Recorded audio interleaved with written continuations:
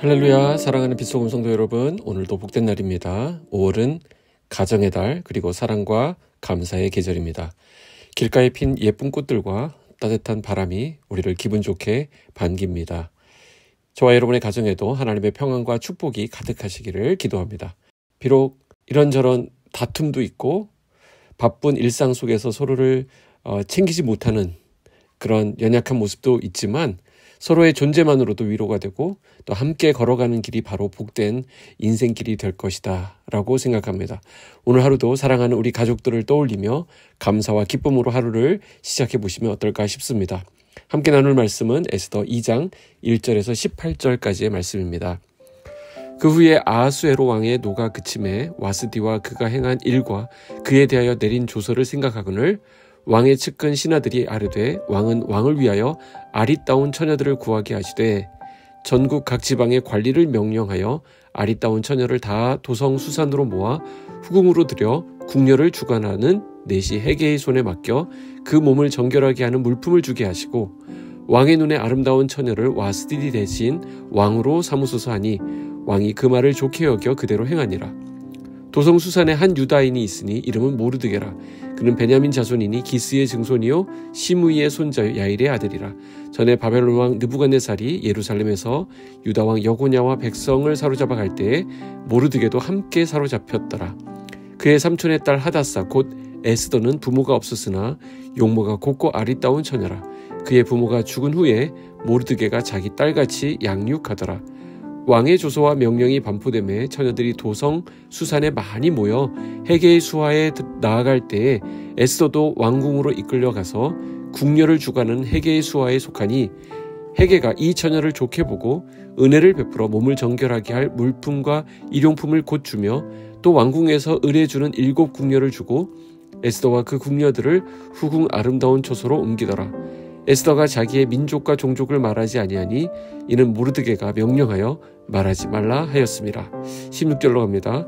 아하수에로 왕의 제7년 10월 곧 데벳월에 에스더가 왕궁에 인도되어 들어가서 왕 앞에 나가니 왕이 모든 여자보다 에스더를 더 사랑하므로 그가 모든 처녀보다 왕 앞에 더 은총을 얻은지라. 왕이 그의 머리에 관을 씌우고 와스디를 대신하여 왕으로 삼은 후에 왕이 크게 잔치를 베푸니 이는 에스더를 위한 잔치라. 모든 지방관과 신하들을 위하여 잔치를 베풀고 또 각 지방의 세금을 면제하고 왕의 이름으로 큰 상을 주니라. 아멘. 자, 오늘 본문은 와스디 왕후가 폐위된 이후에 벌어진 일을 봅니다. 아하수에로 왕은 자신의 분노가 가라앉자 와스디를 그리워하게 됩니다. 후회할 짓을 한 것이죠. 이때 왕의 측근 신하들은 위기를 감지합니다. 와스디가 복귀하면 자기들의 목숨이 위태롭게 되는 것이죠. 그래서 왕의 마음을 다른 곳으로 돌리려고 전국 각지에서 아름다운 처녀들을 모아서 왕후 선발대회를 열게 합니다. 겉으로 보면 왕후를 새로 뽑는 단순한 궁중의 일처럼 보이지만 그 뒤에는 처절한 권력 다툼이 일어나고 있는 것을 보게 되죠. 우리도 지금 대선을 앞두고 있는데요. 이와 같은 모습들을 매일 보고 있지 않습니까? 상대방을 밟지 않으면 내가 밟히는 약육강식의 살벌한 현장이 바로 정치의 현장입니다. 이처럼 세상 권력은 절대적 권한을 가진 것처럼 보이지만 사실은 끊임없는 음모와 술수가 그 뒤로 작용하게 됨을 알게 됩니다. 하지만 성경은 우리에게 분명히 말씀합니다. 그 모든 인간의 술수마저도 다 하나님의 손 아래에 있다라고 말입니다. 잠언 16장 4절에 보면 여호와께서 온갖 것을 그 쓰임에 적당하게 지으셨나니 악인도 악한 날에 적당하게 하셨느니라. 우리가 세상을 볼 때 정치적, 경제적, 사회적으로 혼란스럽고 두렵게 느껴지지만 그 이면에서 하나님의 손길은 결코 멈추지 않고 있다는 사실을 잊지 마시기 바랍니다. 페르시아 궁궐에서는 왕으로 간택될 후보들이 그 규정에 따라서 1년 동안이나 준비 과정을 거쳐야 했습니다. 경쟁이 굉장히 치열한 거예요. 6개월 동안은 모략 기름으로 몸을 청결하게 하고요. 또 다른 6개월 동안은 향품과 기타 물품으로 피부 관리를 했습니다. 그러니까 아하수에로는 새로운 왕후를 선택하기 위해서 엄청난 재정을 쏟아부었는데요. 이 왕비를 선발하는 기준을 알 수 있습니다. 오직 외모였다는 것이죠. 수많은 처녀들이 오직 그 왕의 선택을 받기 위해서 무한 경쟁을 펼치고 있었습니다.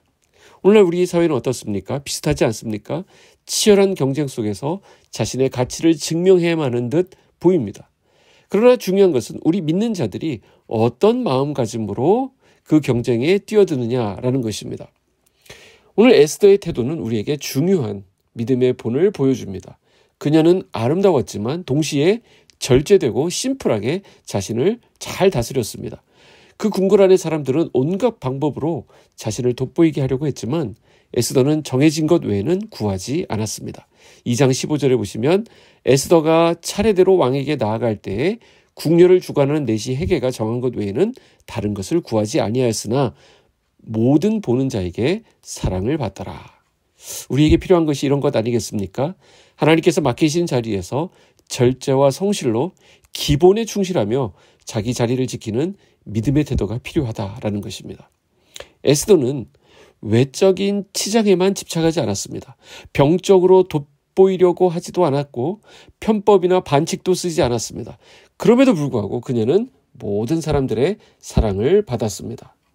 여러분, 우리 주변에도 이유 없이 호감이 가는 사람들이 있습니다. 그 사람은 단순히 외모나 능력 때문이 아니라 내면에서 우러나는 향기와 품격 때문에 그렇게 주목을 받게 되는 것입니다.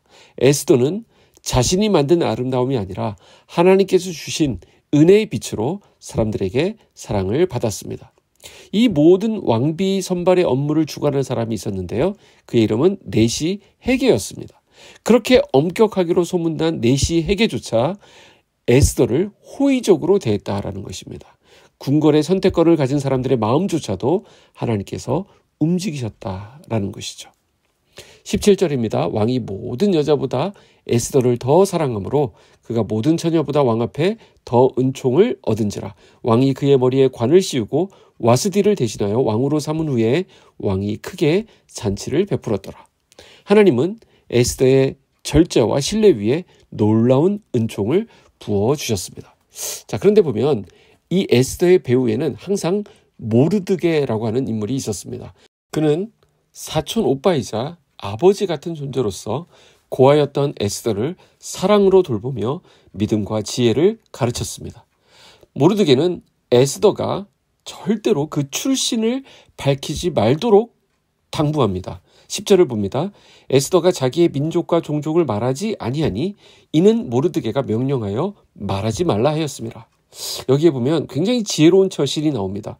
물론 거짓말을 해서는 안 되겠지만 굳이 불필요한 오해거리, 흠잡을 거리를 말하지 않았다라는 것입니다. 가급적 가릴 수 있는 것은 가리면 좋겠다라는 것이죠. 내가 가지고 있는 약점, 단점 이런 것들을 노출하지 않는 것이 지혜입니다. 불필요한 논쟁거리를 만들지 않는 것입니다. 에스더를 보십시오. 가려야 할 것은 잘 가리고 자신을 단장하는 일에 집중하고 있습니다. 우리가 일반적으로 영성은 외적인 아름다움과 반비례한다라는 것으로 알고 있는데요. 이것은 오해입니다. 기도 많이 한다고 하면서 머리는 막 산발이 되어 있다거나 하나님만 바라본다고 하면서 막 칙칙하게 입고 다닌다거나 교회 일 많이 한답시고 집안일을 엉망으로 하는 것은 제가 그리 추천해드리고 싶지 않은 모습입니다. 물론 우리의 속사람이 중요하죠. 우리가 세상의 유행을 너무 민감하게 따라가서는 안 되는 것 맞습니다. 그러나 속사람을 잘 관리해야 하듯 우리의 겉사람도 관리할 책임이 있습니다. 겉으로 드러나는 일단 이 언어를 아름답고 우아하게 해야 합니다. 또 겉으로 보이는 행동을 반듯하고 매너 있게 다듬어야 합니다. 사치스럽게 옷을 입어서는 안 되겠지만 맵시 있게 보기 좋도록 단정하게 입을 필요가 있습니다. 나를 깨끗하게 하고 단정히 하면 매너를 갖추면 사람들이 함부로 하지 못합니다. 인품과 매너와 언어의 습관을 아름답게 갖추어야 합니다. 우리는 하나님의 대사이고 그리스도의 향기이기 때문입니다. 주변 사람들도 흠모할 만한 존귀함과 고고함을 갖추시기를 축복합니다. 이런 지혜가 어디서 나왔나 봤더니 전부 모르드게에 의한 것이었습니다. 11절 보시면 모르드게가 날마다 후궁들 앞으로 왕래하며 에스더의 안부와 어떻게 될 것을 알고자 하더라. 여기서 중요한 단어는 날마다입니다. 모르드게는 단 한 번의 관심이나 조언으로 그친 것이 아니라 끊임없이 돌보고 또 기도하고 격려했습니다. 여러분, 우리 인생에도 이런 모르드게 같은 멘토가 필요합니다. 좋은 부모, 좋은 스승, 좋은 순장, 좋은 목회자, 좋은 선배, 좋은 친구를 만나는 것은 축복입니다. 또한 우리 자신도 누군가에게는 모르드게가 되어야 합니다. 세상은 나이로, 사회적인 지위로 어른을 구분하지만 진정한 참 어른은 누구입니까? 선한 영향력을 끼치는 사람이 진짜 어른입니다.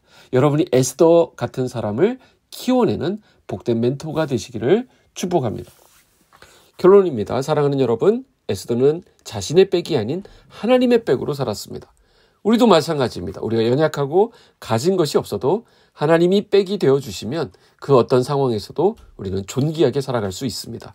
하나님의 은혜를 입은 사람은 반드시 하나님과 사람 앞에서 사랑을 받게 되어 있습니다. 오늘 하루도 이 하나님의 은총을 입고 직장에서, 가정에서, 교회에서 그리스도의 향기를 전하는 삶을 살아가게 되시기를 축복합니다. 기도하겠습니다. 사랑의 하나님 아버지, 감사합니다. 이 아침 새로운 말씀으로 우리를 깨우쳐 주시니 감사합니다. 속사람을 강건하게 하고 외적으로도 하나님의 영광을 드러냈던 에스더를 묵상합니다. 우리도 에스더처럼 절제와 지혜로 자신을 단장하고 사람 앞에서가 아니라 하나님 앞에서 인정받는 그런 삶을 살아가게 하여 주시옵소서. 경쟁과 혼란이 가득한 세상 속에서도 흔들리지 않고 하나님의 뜻을 분별하며 주어진 자리에서 충성하기를 원합니다. 그리스도의 향기를 풍기는 복된 인생 되게 하여 주시옵소서. 또한 우리 자신도 누군가의 모르드게가 되어 다른 사람을 세우고 격려하는 믿음의 멘토로 살아가길 원합니다. 오늘 하루도 하나님께서 우리 자녀들의 든든한 백이 되어 주시옵소서. 하나님의 사랑과 은총으로 살아가게 하시고 하나님과 사람 앞에서 사랑받는 복된 우리 자녀들의 하루가 되게 하여 주시옵소서. 예수 그리스도의 이름으로 기도하옵나이다. 아멘.